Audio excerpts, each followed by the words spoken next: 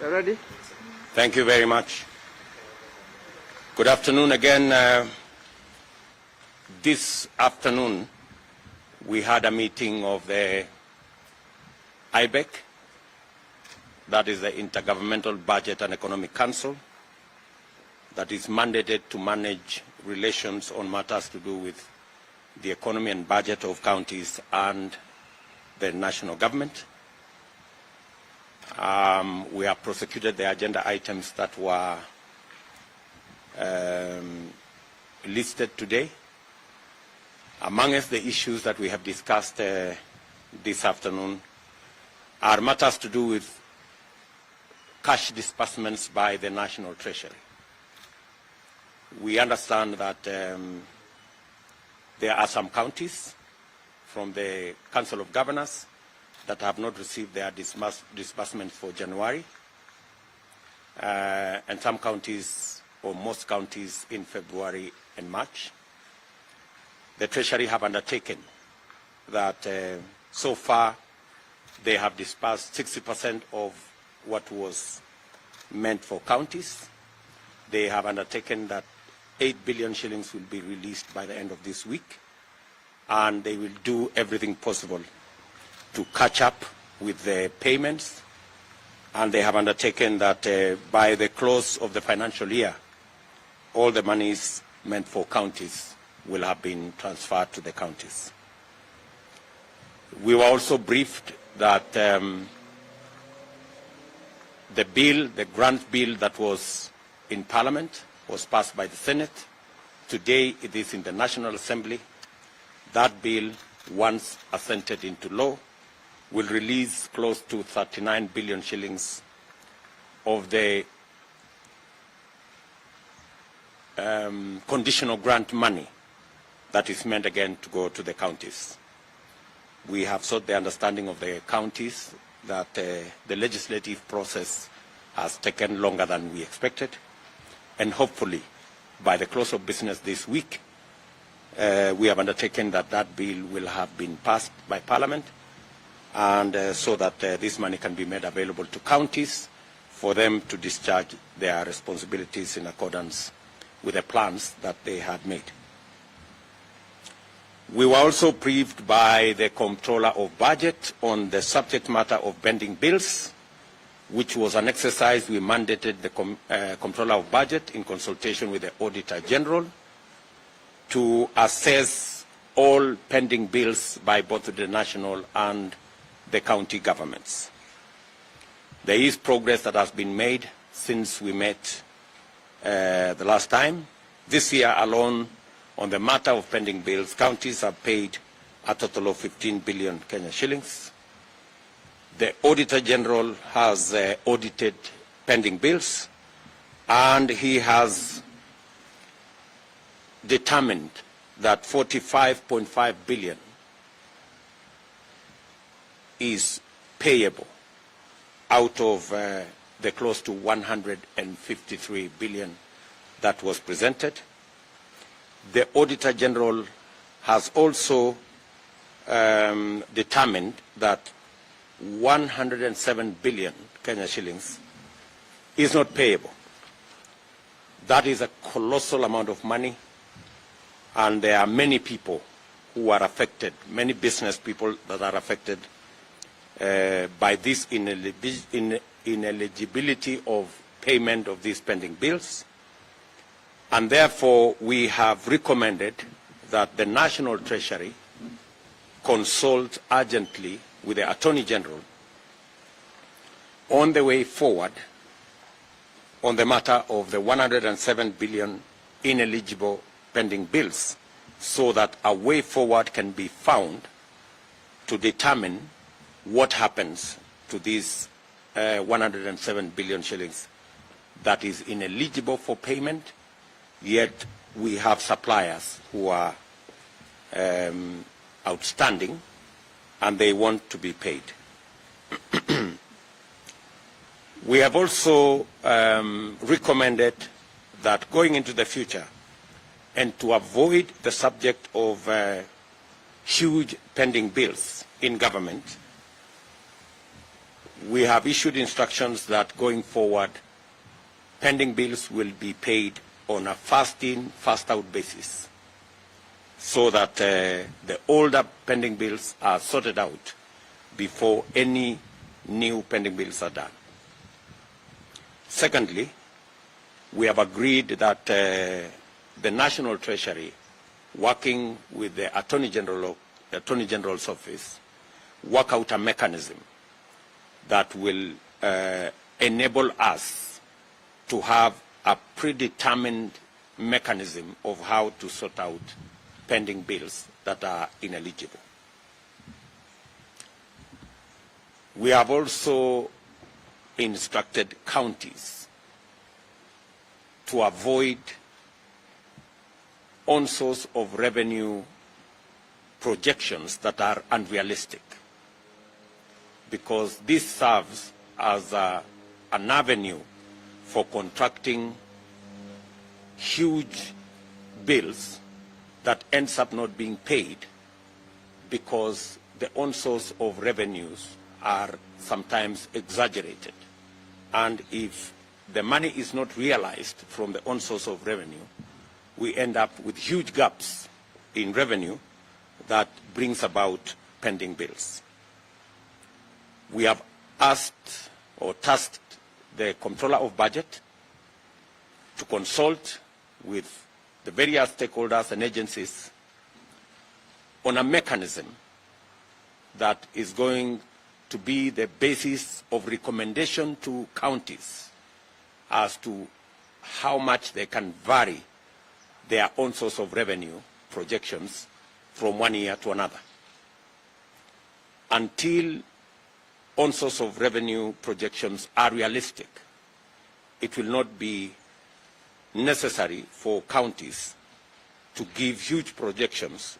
If they didn't meet the previous year's projections of own source of revenue, it will be the basis upon which they can make the next projection. If they didn't realize last year's, there is absolutely no reason why they will make the same huge projections or even increase the projections if the previous year's projections were not realized. We did also receive a report from the IGRTC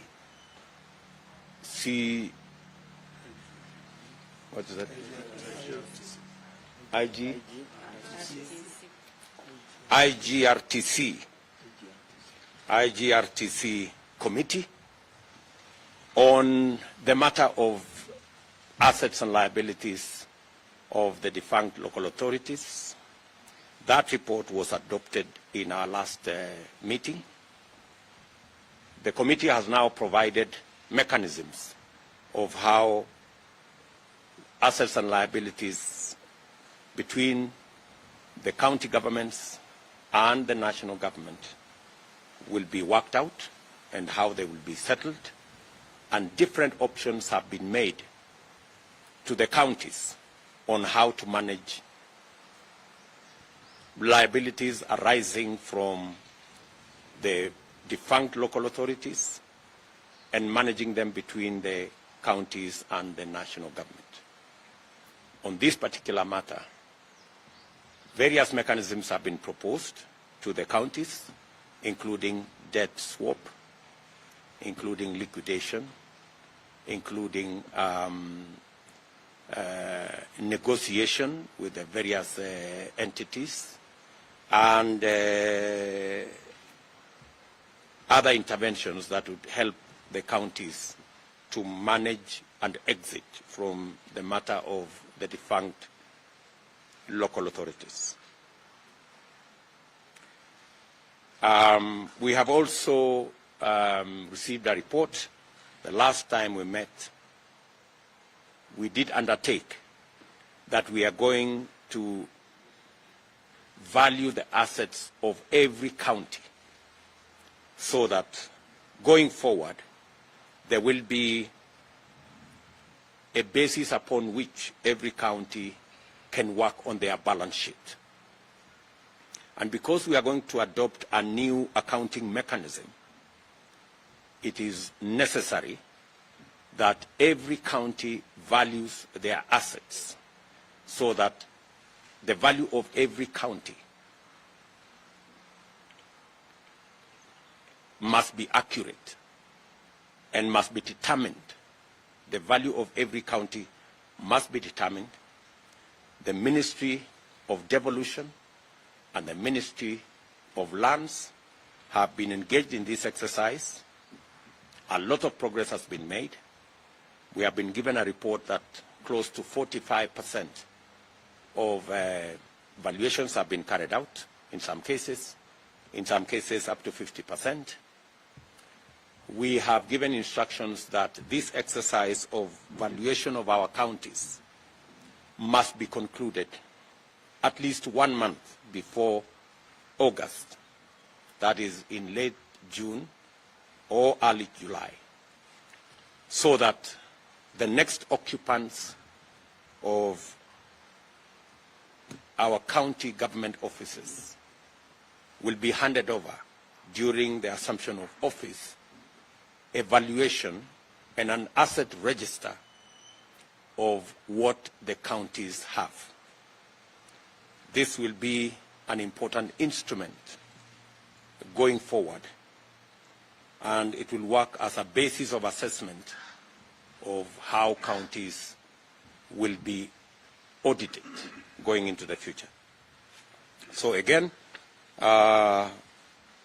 we have asked and tasked the Ministries of Devolution and the Ministry of Lands to work seamlessly, and the committee will be seized with that matter. The National Treasury has already provided resources for that exercise, and the county governments have also provided resources for the committees that are carrying out this exercise.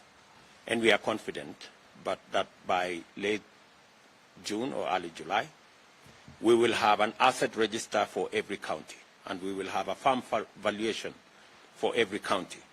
And it will form part of the assumption of office for the governors in the next term. They will know how much the county they are running is worth. And it will also assist us in the processes of accounting going into the future. I think this is part of the discussions we had this afternoon. We are awaiting a report from the judiciary on matters to do with levies and fines, and we are waiting another report from the Commission on Revenue Allocation on matters to do with the assignments that we had given to them. Thank you very much. Maybe I will ask the chairman to, just in case I forgot something, you can say something with the chairman, and I will ask. Thank you, Excellency. You have not forgotten anything. The memory is very good. And I can only re-emphasize the first point you made about the timely payment, the need for timely payment of equitable revenue by the National Treasury to the counties, because at the moment the counties are in a very dire situation. Some 6 counties have not received their money since January. Some 26 counties have not received their money since February, and 47 counties have not received their money in the month of March and April. It is critical for National Treasury to dispatch these funds as required by the law by the 15th 15th date of the month, which is required to be paid. Therefore, we are happy to hear this 8 billion required by the 6 counties will be done this week. I would encourage the National Treasury by 15th of next week, as required by the law, to release funds for February, March, and of course, April. Finally, the issue of pending bills.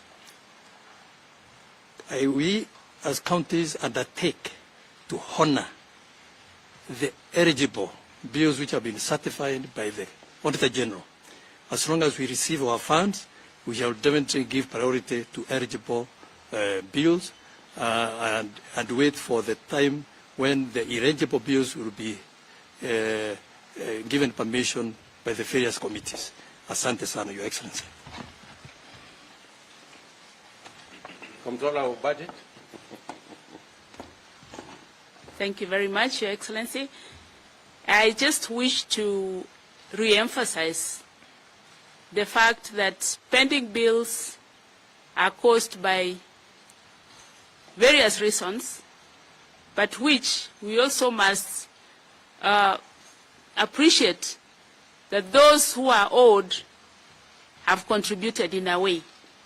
So what I could add here is that our suppliers need to be careful. They need to ensure that their documentation is proper, even as they are given work by their counties. If we did that, and then we receive the money in time, I am very sure that the role of my office in monitoring the settlement of these pending bills will become very easy. So I want to promise that my office is there for all those who may want help, any technical assistance in establishing what has been paid and what needs to be paid, and we'll always be there to help all the citizens. Thank you very much, Your Excellency. I think we are good. Thank you. Chairman, thank you very much for joining the team. Karibu sana.